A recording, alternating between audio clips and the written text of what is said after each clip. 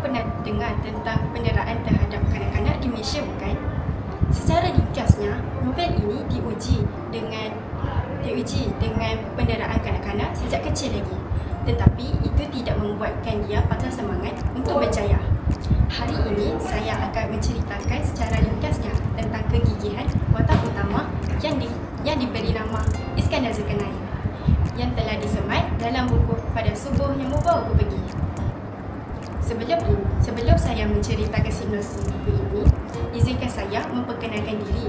Saya Alibah Atikah binti Muhammadin daripada kelas 5, daripada tingkatan 5 yang bersekolah di SMK Kelabang Besar atau lebih dikenali sebagai KLAS. Kod sekolah saya ialah MEA 2092. Buku ini mempunyai plot yang sangat menarik, membuat saya tertanya-tanya akan jalan cerita seterusnya. Cuba lihat visual dan tajuk pada kulit buku ini. Ia menepati cita rasa saya sebagai pembaca santai. Unsur animasi yang ada pada buku ini sesuai bagi golongan remaja maupun golongan pembaca yang suka akan penulisan maksud yang mendalam. Iskandar Zulkarnain merupakan watak utama. Ia merupakan mangsa yang didera dan diliwat oleh bapa kandungnya sendiri sejak kecil.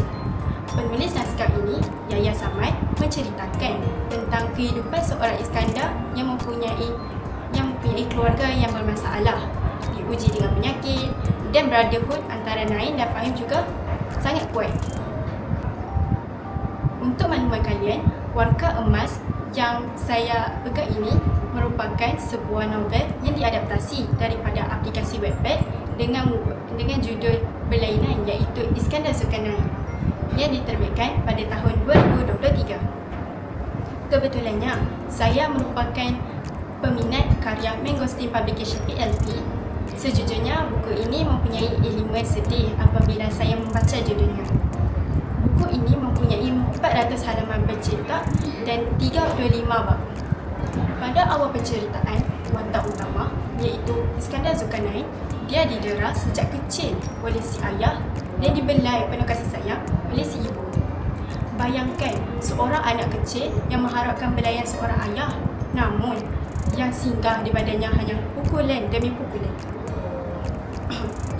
Disebabkan itu jugalah Nain mengambil keputusan untuk belajar bersungguh-sungguh dan ke asrama penuh. Dalam masa yang sama, Nain juga ingin membawa dirinya jauh dari ayahnya itu. Dia juga mempunyai masalah kesihatan. Namun, hidup Nain yang sebegitu rupa telah menjadikan dia matang sebelum usia. Tidak kira dari segi percakapan, perbuatan dan pemikiran. Dia telah memilih untuk menjauhkan diri dari benda-benda toksik dan membentuk dirinya sendiri menjadi orang yang mempunyai prinsip. Seperkara yang menarik berkaitan dengan naskah ini ialah dari segi gaya bahasanya. Penulis terapkan gaya bahasa dialog, monolog dalaman dan konflik luaran.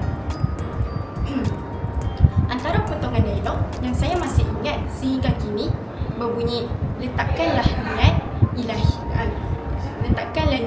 kerana ilahi. Segalanya akan menjadi indah walaupun perih. Bagi saya, ayat ini amat menyentuh hati. Kerana apabila kita menyerahkan segalanya kepada Allah, maka perkara yang sulit kelihatan cantik. Sekarang, mari kita teruskan lagi ke perakhiran penceritaan pada bab 30. Ketika itu, Nain bersama Fahim.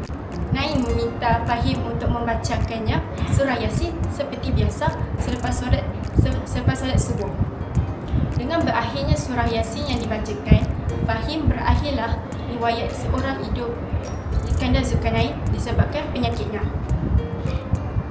Secara keseluruhan, naskah ini ada menyampaikan dakwah secara halus dalam penulisan seperti fokus belajar, jangan bercinta dan menjaga batas antara lelaki dan perempuan.